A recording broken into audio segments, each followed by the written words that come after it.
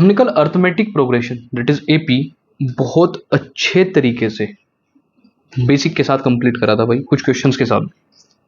आज हमारा टॉपिक रहने वाला है भाई GP, that is geometric progression, या हम इसे ज्योमेट्रिक सीक्वेंस भी बोलते हैं। ज्योमेट्रिक क्यों बोलते हैं अभी हर एक चीज आपको एक्सप्लेन करूंगा भाई, समझना एक बार ध्यान से। ये जीपी है क्या? ये कहता है कि भाई that a geometric progression, also known as geometric sequence, is a sequence of numbers where each term is after the first is found by multiplying the previous term by a fixed non-zero number called a common ratio। ये कह रहा है कि भाई ये जो GP है ना, जीपी ये है क्या? अगर आप किसी भी एक टर्म में, फाइन, आप किसी एक कॉमन नंबर को मल्टीप्लाई करते हुए चलते जाएं तो वो आपको एक सीक्वेंस देगी रेडी करके, which is known as GP. कैसे? फॉर एग्जांपल मैं मान लेता हूं भाई कोई पहला नंबर है ए, फाइन, आपने उसमें आर मल्टीप्लाई करा भाई, तो क्या मैं इसे ए आर कह सकता हूं? बताइएगा। वही आर आपने फिर इस टर्म में मल्टीप्लाई करा तो अगले वाला ए आर स्क्वायर हो जाएगा। आपने इससे अगले में वो आर मल्टीप्लाई कर ए आर क्यूब हो जाएगा। आप ऐसे ही चलते जाएंगे भाई। आई बात समझ? अब अगर आप ध्यान से देखोगे तो आप कहोगे कि सर ये जो आर है, ये आर आपने यार पहली टर्म में मल्टीप्लाई करा तो दूसरी टर्म बनी ए आर, फिर आपने वही आर मल्टीप्लाई करा तो ए आर स्क्वायर, फिर अगली में करा, फिर अगली में करा। यानी ये जो आर है, आर ही यहां क्या है? R is the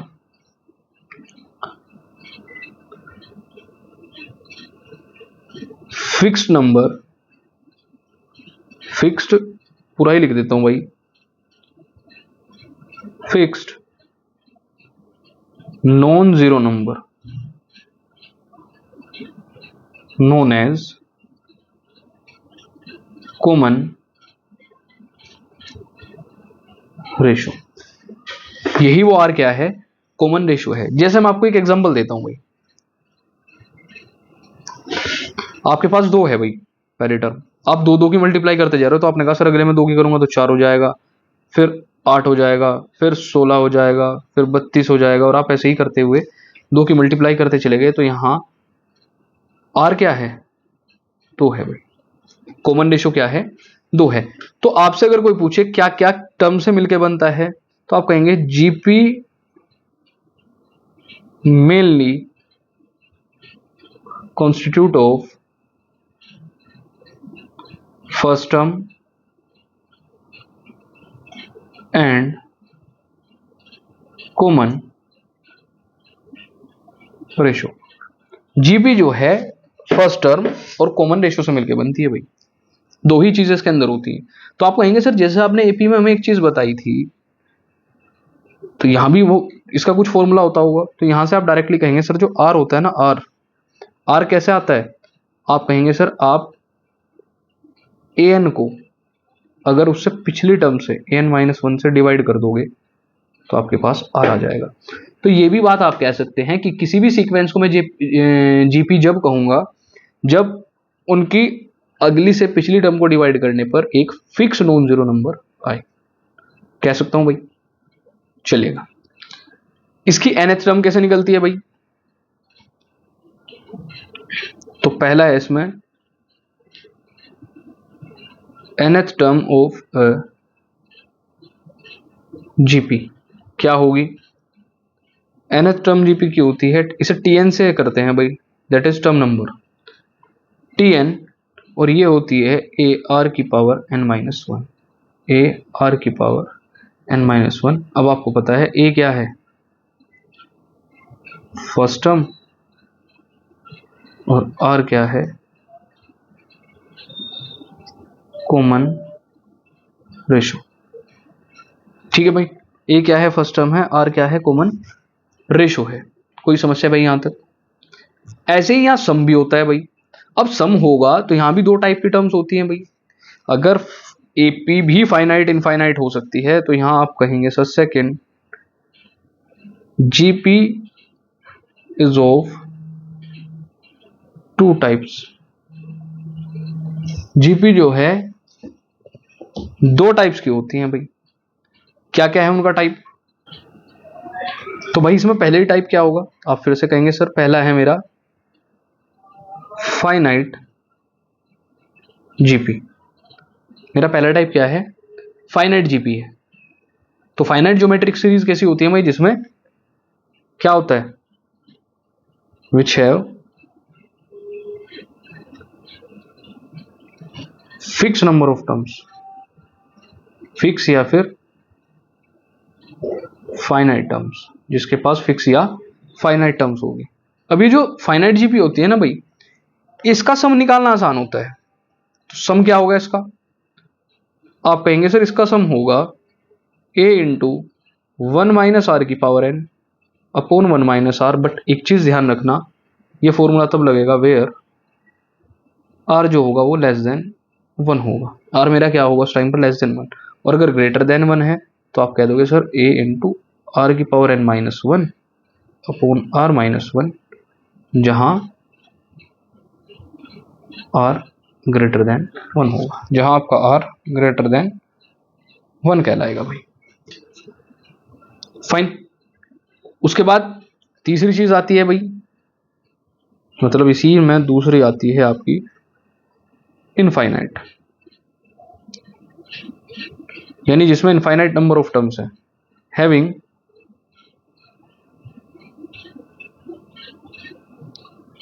infinite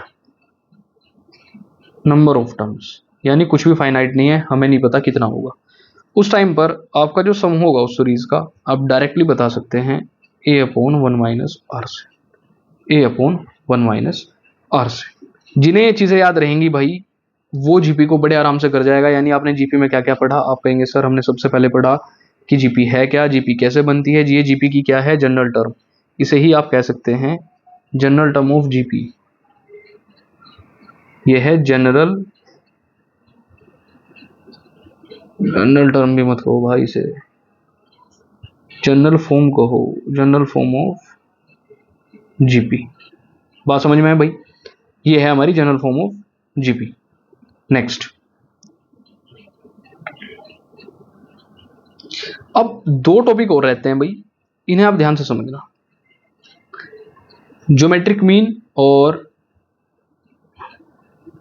arithmetic mean, ये मैं यही समझा देता हूं भाई आपको। तो अर्थमेटिक मीन क्या होता है भाई? इंपॉर्टेंट है।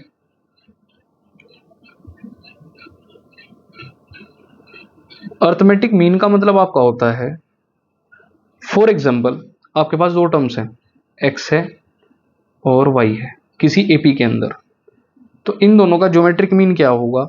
इन दोनों का ज्योमेट्रिक मीन जो होगा वो इन दोनों के सम को आप डिवाइडेड बाय टू कर दोगे तो आपका ज्योमेट्रिक मीन आ जाएगा। क्या आ जाएगा आपका? Geometric mean. Oh sorry, arithmetic mean भाई, अर्थमेटिक मीन। और ऐसे ही सेकंड हमारा होता है ज्योमेट्रिक मीन। क्या होता है? ज्योमेट्रिक मीन, जिसे हम जीएम भी बोलते हैं। तो किन्हीं भी दो नंबर का, फॉर एग्जांपल एक्स और वाई है, तो इनका ज्योमेट्रिक मीन क्या होगा?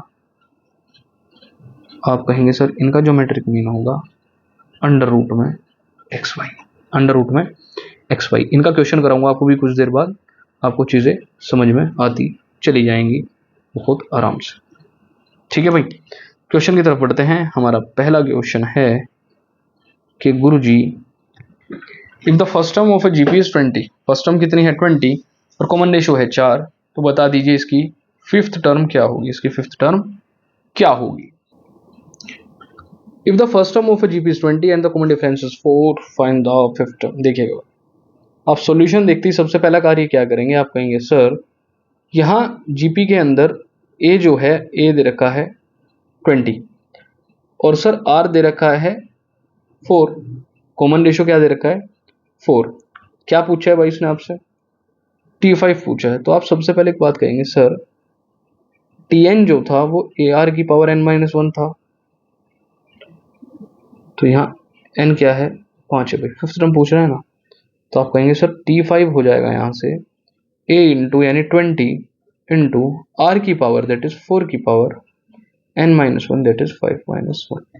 समझना भाई ध्यान से, 20 इंटू आर की पावर n-1 यानी 4 की पावर 5-1। आप कहेंगे sir this will become 20 into 4 की पावर 4 यानी 20 इंटू 4 की पावर 4।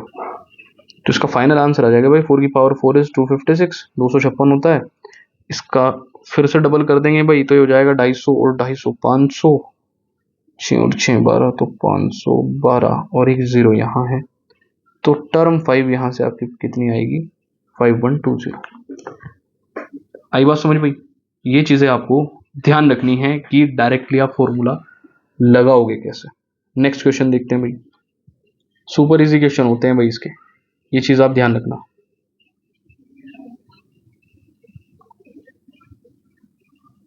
ये है क्या यार, बाद में देखते हैं, बाद में चलिएगा। पहला क्वेश्चन कह रहा है, मतलब सेकंड क्वेश्चन कह रहा है भाई आज का, this is second. The number 2048 is which term in the following geometric sequence. Geometric sequence रखी है भाई, देखना जरा सॉल्यूशन इसका। एक जीपी है 2 8 32 128 एंड सो ऑन, ठीक है भाई। और इसमें कह रहा है कि बता दो 2048 कौन से नंबर की टर्म होगी। मैं कह दूंगा let the 2048 is the nth term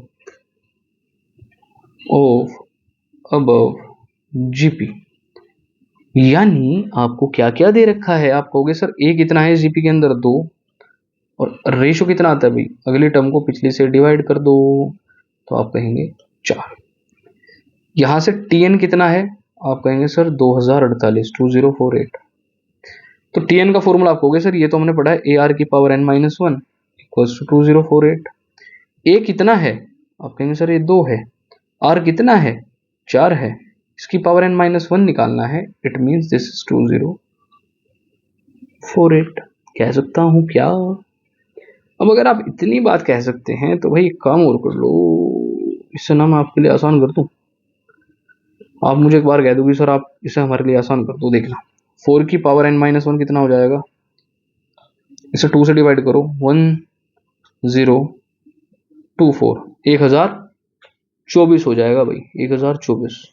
और 1024 कहाँ आएगा, आपने भी 4 की पावर पढ़ी थी ना भाई। देखो 4 की पावर 4 था 256, 256 को अगर तुम वापस 4 से मल्टीप्लाई कर दोगे तो 250 चौका होते हैं 1000 और 6 चौक 24, बिल्कुल सही जवाब।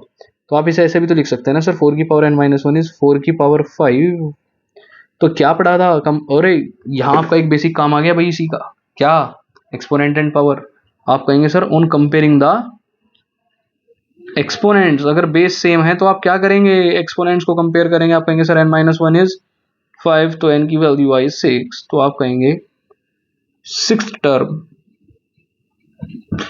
इज 2048, या आप कहोगे 2048 जो है इस पूरे जीपी की सिक्स्थ टर्म है। आई बात समझ, कौन सी टर्म है, सिक्स्थ टर्म है भाई, ठीक है। 32 128 फिर 128 का डबल आएगा, यानी यार सिक्स कैसे 1 2 3 4 5 6 सिक्स हो सकती है क्या, मुझे तो नहीं लग रहा यार सिक्स हो सकती है। अच्छा नहीं हो सकती है भाई, हो सकती है मैं 2 से मल्टीप्लाई कर रहा था 4 से नहीं, चलिएगा। नेक्स्ट आइए question number 6, find the sum of the infinite GP. Infinite के बारे में अभी क्या पढ़ा था भाई, बोलो ना क्या पढ़ा था। आप कहेंगे सर हमने इसके बारे में पढ़ा था कि अगर आपके पास एक जीपी दे रखी है तो उसमें सबसे पहला क्या है, ए कितना है 0.5, इसे तुम 1/2 भी कह सकते हो भाई। और आर क्या है भाई, 1 को 1/2 से डिवाइड करोगे तो 2 आएगा, तो आर है 2। कैसे भी करके देख लो, 2 को 1 से डिवाइड करके देख लो, 4 को 2 से डिवाइड करके देख लो, फाइनली 2 आएगा, चलिएगा। तो भाई एस इनफाइनाइट क्या पढ़ा था अभी, a अपॉन 1 माइनस आर, देखना ध्यान से, a upon 1 minus r, a upon 1 minus r. पर यार एक चीज समझना ध्यान से जरा, यहां भी एक चीज आती है भाई। क्या चीज आती है ध्यान समझना, ये आर है क्या, आर 2 है जो कि बड़ा है किससे, 1 से। तो यहां भी आप एक चीज समझना भाई, सेम फॉर्मूला वही वाला अप्लाई करना। अगर आर 2 से बड़ा हो जाएगा ना तो इसका सम नेगेटिव आएगा, और पता है ये पॉजिटिवली बढ़ता जा रहा है, तो इसका टर्म मैं नेगेटिव दूंगा तो मेरे साथ दिक्कत होगी ना। तो इसे एक काम करना, उस टाइम पर लिखना r-1 और यहाँ साइड में लिख देना r is greater than 1। r क्या है, ग्रेटर देन 1 है। अब लिखो जरा a कितना है, 1/2। r कितना है, आपको होगी सर 2 माइनस 1 कितना हो जाएगा, आप कहेंगे सर 2 माइनस 1, इसका सम आएगा इनफाइनाइट सीरीज का 1/2। मुझे तो यार कुछ अटपटा सा लग रहा है इसमें, नहीं आई गोट इट। समझो भाई जरा, इनफाइनाइट में आप इसका इस्तेमाल करो ही मत, मैं आपको समझाता हूँ एक बेटर चीज, बेटर। चलो अब आपको ना इसके बिल्कुल बेस में लेके चलना पड़ेगा, ध्यान से समझना क्या है वो बेस। अब आपने मित्रों क्या करा, आपने कहा सर ए जो है वो 1 माइनस आर है, अभी के लिए समझना भाई, और फिर मैं कुछ चीजें आपको समझाऊंगा, आप इसे भी भूल जाओ। तो आपने क्या करा सर, जो भी आपने दे रखा है मैं लगे देता हूं, और 1 माइनस आर कितना आया था 2, ये माइनस का 1 आएगा, तो आप कहेंगे सर एस इनफाइनाइट माइनस का 0.5 आ गया भाई। तो ध्यान से एक चीज समझना है यार, ये जो जीपी है ये बढ़ती जा रही है, हर एक टर्म अपने आप में बढ़ती जाएगी ना, अब तो फ्रैक्शन भी नहीं आएगा। जब ये बढ़ती जाएगी तो क्या तुम्हें लगता है इस बढ़ती हुई टर्म के जो सम आएंगे इतने आएंगे, तो ये आपका एक मैथमेटिकल एरर है भाई, मैथमेटिकल एरर है, ध्यान से समझना इस चीज को। और सही मायने में मैं आपको इस फॉर्मूले की एक खास बात बताता हूं अभी, ये S infinite A upon 1 minus R सही मायने में काम तब करता है जब ये जो आर है ना, आर ये ग्रेटर देन हो -1 और लेस देन हो 1 से, बस दैट्स ऑल। इक्वल भी नहीं होगा, इक्वल होते ही वो इनफाइनाइट कर देगा, देगा ही नहीं। तो आप इसमें सिर्फ इस चीज का ध्यान रखना भाई, मैं इसे लिख देता हूं आपके लिए, for all R should be greater than equals to -1 less than 1। बस आप इस चीज को भाई ध्यान रखना। तो ये इस तरीके से ना, आप अगर जब भी क्वेश्चन को इनको करोगे तो मैथमेटिकल एरर ही देंगे हर बार, आपको सिर्फ एक चीज का ध्यान देना है, दैट इज क्या, कि भाई गलती से भी आपको पहली बात तो ना, हमें कभी कभी इन चीजों के बारे में एक चीज बताई जाती है कि अगर वो ग्रेटर देन 1 आ भी जाता है या और लेस देन -1 आ जाता है, तब भी हमें दिक्कत ही होती है भाई उस क्वेश्चन को करने में। फाइन, नेक्स्ट देखते हैं भाई क्या कह रहा है।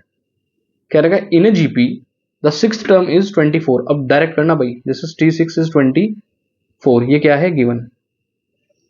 13th term is 3/16, 13th term is 3/16 means T13 3/16 है। कह रहा है कि find the 20th term of the sequence, मैं आपको पैरेलली कराऊंगा भाई दोनों चीजें। ये है टी की पावर सॉरी T6 24, तो आप इसे डायरेक्टली ए आर की पावर 5 नहीं कह सकते क्या, 24 है।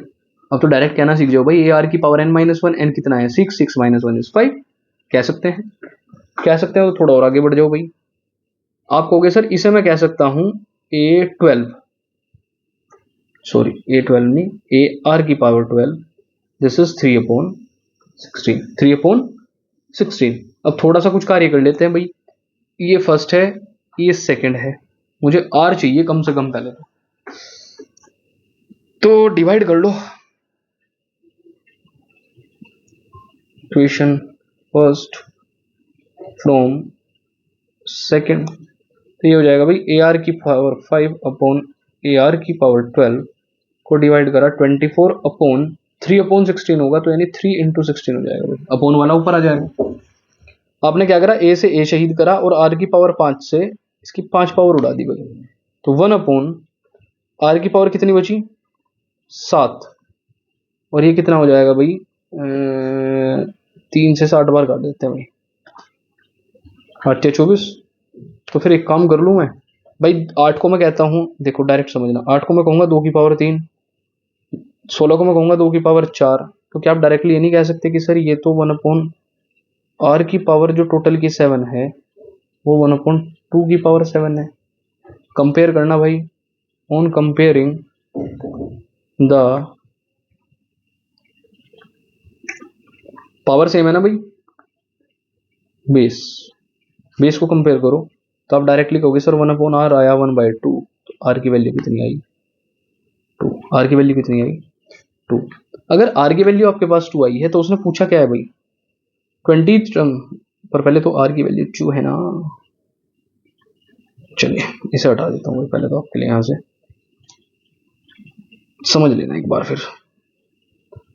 तो आप वापस किसी भी इक्वेशन में रखो, आप कहोगे सर ए आर की पावर 5, तो मेरा कितना आया था 24, और आर अभी कितना आया 2, तो ये हो जाएगा ए इंटू 2 की पावर 5 इक्वल्स टू 24। यहाँ से ए की वैल्यू कितनी आएगी 24/2 की पावर 5, देख लो भाई कितना होगा, 2 दूनी 4 दूनी 8 दूनी 16 दूनी 32, 32 4 से देखो भाई 4 8 32, और 4 से कितनी बार 8 से ही कट जाएगा पूरा, 8 से ही कट रहा, 8 3 24 8 4 32, तो ए की वैल्यू कितनी आई 3/4। ए कितना आया 3/4। भाई साहब ने क्या पूछा था, भाई साहब ने पूछा है 20th टर्म, बता दो जरा फटाफट। आप कहोगे सर T20 यानी ए आर की पावर 19। ए कितना है 3/4, आर कितना है, आर मेरा आया था 2, ये हो जाएगा 2 की पावर 19। तो इसे काट पीट के जब आप थोड़ा सा करोगे ना तो ये हो जाएगा 3 इंटू, भाई 4 से 2 पावर कट सकती हैं तो ये बचेगा 3 इंटू 2 की पावर 17, ये हो जाएगा आपका T20। यही आपका फाइनल आंसर है। किसकी समझ में आया और किसकी समझ में नहीं भाई ये बताइए। अच्छा क्वेश्चन था। नेक्स्ट क्वेश्चन की तरफ चलते हैं भाई, 2 क्वेश्चन हो रहे हैं अभी और इन दोनों को खत्म करके ही हम अब सांस लेंगे। इसे मैं नेक्स्ट पेज पर लेके जा रहा हूँ, बस जितना होगा देखी जाएगी भाई।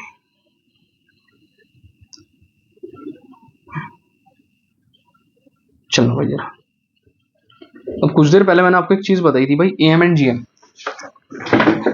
अप्लाई करो। एक्स वाई 2 नंबर हैं, अर्थमेटिक मीन कितना दे रखा है 25, तो अर्थमेटिक मीन क्या बताया था मैंने, X plus Y upon 2 is equal to 25।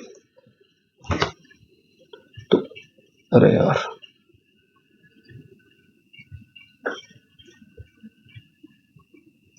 Sorry, तो ये कितना हो जाएगा भाई, एक्स प्लस वाई की वैल्यू हो जाएगी यहां से 50, क्वेश्चन 1। जीएम देख लेते हैं भाई, जीएम कितना है 7, यानी अंडर रूट एक्स वाई की वैल्यू कितनी है 7, स्क्वायरिंग करो भाई दोनों तरफ, तो ये करते हो जाएगा 7 का स्क्वायर, तो आप कहोगे sir X Y is 49, X plus Y 50 है, एक्स वाई 49 है। किसी की भी इक्वेशन कहीं भी उठा के रख दो, आप यहाँ से कह दो कि सर वाई की वैल्यू हो जाएगी 50 माइनस एक्स, और इसे यहाँ पुट कर दो भाई। इसे कहो 1, इसे कहो second, put the value of y in equation second. देखना भाई एक्स वाई की वैल्यू आई मेरी 49, तो y कितना आया, आप कहेंगे सर y आया 50 माइनस एक्स, किसके इक्वल 49 के, तो 50x माइनस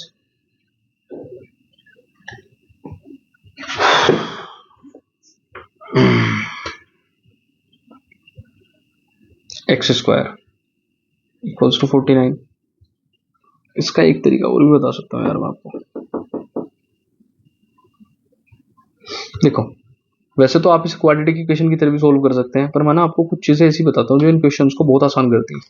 यार एक बात बताओ, क्या मैं इसे x को अगर x इंटू 50 माइनस एक्स लिख रहा हूँ तो क्या मैं इसे 49 इंटू 50 माइनस 49 नहीं लिख सकता, क्या ये अब भी 49 इंटू 1 लिखूं तो 1 की जगह 50 माइनस 49 कर दूं, तो आप कंपेयर करोगे ना, ऑन कंपेयरिंग x की वैल्यू आपके पास डायरेक्टली 49 आएगी, x की वैल्यू कितनी आएगी 49, और अगर x की वैल्यू आपके पास 49 आ गई ना भाई, तो y की वैल्यू देख लो आपके पास क्या आएगी, y की वैल्यू आ जाएगी 1। Put in second, X Y की वैल्यू 49 है, तो y की वैल्यू यहाँ से हो जाएगी 49/49, दैट इज 1। तो x 49 था, y 1 था। अर्थमेटिक और ज्योमेट्रिक मीन दे रखा था और आपसे वो दो टर्म निकलवाना चाहता था।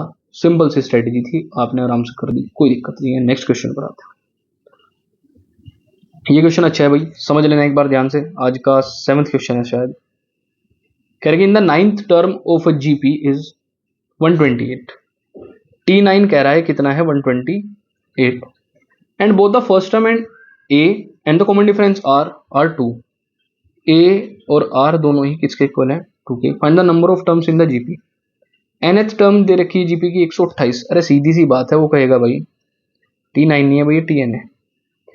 Tn की वैल्यू होती है AR की पावर n-1। आपको कुछ नहीं सोचना, ठीक है। आपको Tn दे रखा है 128, फाइन। अच्छा, इसे और तरीके से रिप्रेजेंट करो भाई, जिससे आप LHS RHS में कंफ्यूज ना हो। आप कहेंगे Tn होता है सर AR की पावर n-1। तो आप कहेंगे सर AR की पावर n-1 यही हमें किसके इक्वल दे रखा है 128 के। आप इसे यहां से भी ऐसे लिख सकते हो। A कितना है 2, फिर R कितना है 2, इसकी पावर n-1। 128 को देखो आप भाई क्या लिखोगे, 2 दूनी 4 दूनी 8 दूनी 16 दूनी 32 दूनी 64 दूनी 128, 2 की पावर 7 आ रहा है भाई, 2 की पावर 7 लिख सकते हो। अच्छा, a की पावर m इंटू a की पावर n आपने आइडेंटिटी पढ़ी है, a की पावर m प्लस n। यहां ना जरा भाई, ये 2 की पावर 1 है इंटू 2 की पावर n-1 है, तो इसे आप क्या कहोगे सर 2 की power 1 plus n-1 equals to 2 की पावर 7। ये लिखाने के लिए करा है भाई सिर्फ, नहीं तो आसान चीज है। 1 से 1 शहीद करो तो 2 की पावर n इक्वल्स टू 2 की पावर 7। तो ऑन कंपेयरिंग द एक्सपोनेंट्स, किसे कंपेयर करोगे, एक्सपोनेंट्स को कंपेयर करोगे और डायरेक्ट कह दोगे सर n की वैल्यू कितनी आई 7, n की वैल्यू कितनी आई 7। इतना सिंपल सा क्वेश्चन था भाई जीपी का। अच्छा हाँ भाई, जीपी के मैंने आपको उस लेवल के क्वेश्चन कराए, आप चाहे 10th वाला समझ के पढ़े, 9th वाला समझ के पढ़े या 11th वाला भी समझ के पढ़ ले, आपको सबको ये चीज समझ में आने वाली है भाई टोटल। इसमें एक भी क्वेश्चन ऐसा नहीं है जो किसी भी क्लास के बच्चे को समझ में ना आए या फिर प्रॉब्लम क्रिएट करे। अब भाई कुछ अंतिम क्षण में कुछ बातें बता देता हूं भाई आपको। हमने 1 जून से ये सीरीज स्टार्ट करी थी भाई। पता नहीं, मुझे बीच में ऐसा लगता था कि ये सीरीज पूरी होगी नहीं होगी, कैसा रेस्पॉन्स रहेगा। रेस्पॉन्स कैसा भी हो, फिर मैंने एक दिन एक चीज सोची कि रेस्पॉन्स कैसा भी हो, कंटिन्यूटी मैटर्स अ लॉट। मेरी कंसिस्टेंसी मेरी मेहनत ही यहाँ मैटर करती है। तो फिर मैंने कभी भी बीच में इसकी वीडियो स्किप नहीं करी। किसी दिन किसी कारण से, किसी तबीयत की वजह से मेरी वीडियो रिकॉर्ड नहीं हो पाई 1-2 दिन पहले, हो सकता है उस टाइम पर आपको दिक्कत रही हो, बट आज 30 तारीख को मैं इसकी ये लास्ट वीडियो अपलोड कर रहा हूँ और आपके पास टोटल वीडियो आ चुकी हैं। अब कोई किसी प्रकार की समस्या नहीं है भाई, आप इन वीडियोस को देखिए। टोटल वीडियोस आपके पास 30 की 30 है, और मैं गारंटी के साथ एक बात कहता हूं, जो इन 30 की 30 वीडियोस को देख लेगा उसके बेसिक में किसी भी प्रकार की दिक्कत नहीं आएगी। फाइन, आप किसी भी प्रकार की प्रॉब्लम फेस नहीं करोगे, not of even a single time. तो भाई इन वीडियोस को देखो, आप रिकमेंड करो, अपने जूनियर्स को रिकमेंड करो, अपने दोस्तों को रिकमेंड करो, इवन आप अपने घर में भी किसी मेंबर को दिखा सकते हैं जिसकी इच्छा है बेसिक मैथ्स पढ़ने की। अब तो ये वीडियोस इसी पर रहेंगी, कहीं नहीं जाएंगी, तो आप कभी भी इन्हें देख सकते हैं, कोई भी टॉपिक चेक कर सकते हैं। हो सकता है मुझसे कुछ कभी सोल्व करने में या फिर किसी चीज में कोई गलती रही हो, तो कोई, मैं इस चीज को बड़ी ही इसलिए नहीं मानता that we are also students. हम भी टीचर्स हैं पर हम भी स्टूडेंट की तरह ही हैं, तो गलती हमसे होना स्वाभाविक है। और मैं कभी किसी की तैयारी नहीं करता भाई वीडियो की, मेरा सिंपल सा एक लॉजिक है।